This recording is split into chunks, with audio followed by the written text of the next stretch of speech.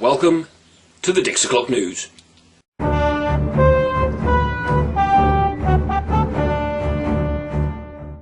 Yes, it's time for the Dix O'clock News. This is kind of like a cross between Sexy Phil and a comedic news show. Let's get on, shall we? In news from America, David Duke has recently won a copyright claim that was filed against him by a company called Right Haven. It's ironic, really, because Right Haven sounds like the sort of place David Duke would want to live. David Duke, for those of you who are not aware, is the leader of the Ku Klux Klan. He's one of the few people who I actually have a lot of respect for in this particular political area, mainly because of this. I mean, look at the guy.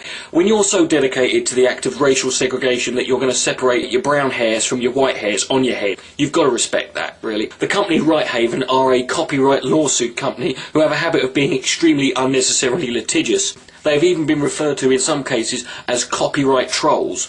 I spoke to a representative from Right Haven and they had this to say. I'm not a troll! Thank you very much. And in news that proves finally that the Tea Party is definitely not racist, an email was sent out from the Tea Party this week called Destroy the Family, Destroy Your Country, in which he talks about a white genocide.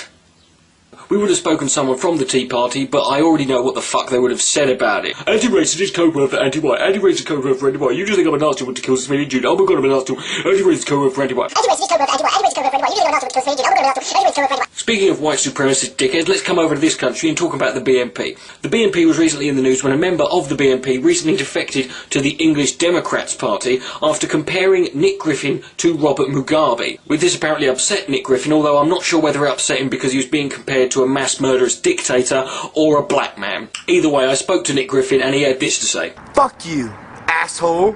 Interestingly as well, Nick Griffin has found himself this week at the forefront of a very, very interesting advert campaign in order to promote the idea of alternative voting. Why has he been put at the forefront of it? It turns out that alternative voting will not actually favour the BNP, and they might go from having no seats to having even less seats. So Nick Griffin is adamantly opposed to this, and research recently showed that 8 out of 10 people, when questioned about this, when informed that Nick Griffin will be voting no against alternative voting, they would immediately vote yes. Go figure.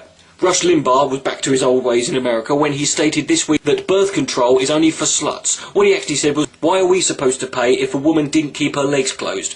Rush, I'm not joking, mate. You look like this. And your wife looks like this. If it wasn't for the money you had and you were paying her, she wouldn't even open her fucking legs in the first place. You should be grateful for sluts, mate. I spoke to Rush Limbaugh about this and he had this to say.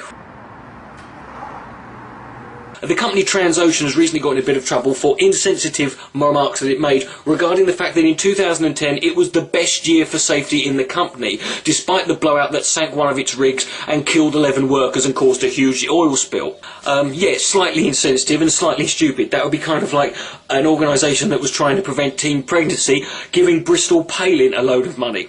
What's it? Oh. Apparently, in recent news that's just developed, Bristol Palin has just been paid $262,000 by an American company called teenpregnancyprevention.org. Some of these jokes write themselves, don't they? Also in America, one of the many religious right hate groups is outraged at this advert by Calvin Klein. The billboard, they claim, spells out the word fuck. What they're saying is the hands, if you look at them, the hands make the word F.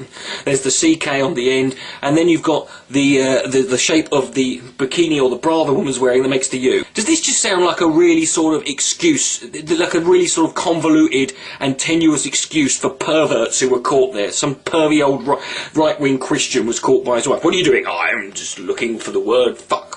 I know how he feels though, because this week there was a load of outrage about this t-shirt that I released. All that t-shirt is, I'm looking for rapeseed to try and make rapeseed oil so I can create more sort of economical and environmentally friendly fuel. I don't know why people are getting so upset about it. People see what they want to see. And in the stereotypes about Americans are sometimes completely true, it has now been determined that in America passenger boats have now got to lower the limits of passengers they can have because Americans are too fat. Yes, 2 years ago this was what it was like to get your bitches on the boat, and this year this is what it's like. But it doesn't go for passengers, it also goes for one-man ships as well. I'd like to thank Diana Boston for posing for this picture. And in final news, a Muslim organisation in London has decided to try and combat the idea of stigmatising Muslims as all terrorists with a bus advertisement campaign. This is the advert they're going for. Not too bad, I suppose. However, I think they should go for something a bit more light-hearted, maybe a bit more of a sense of humour, and also trying to show that Islam is not bad when compared to other things. This is one of the ones I would have gone for. works already, don't you think? Or maybe even something like this. Oh, go back to that picture. That guy looks really familiar.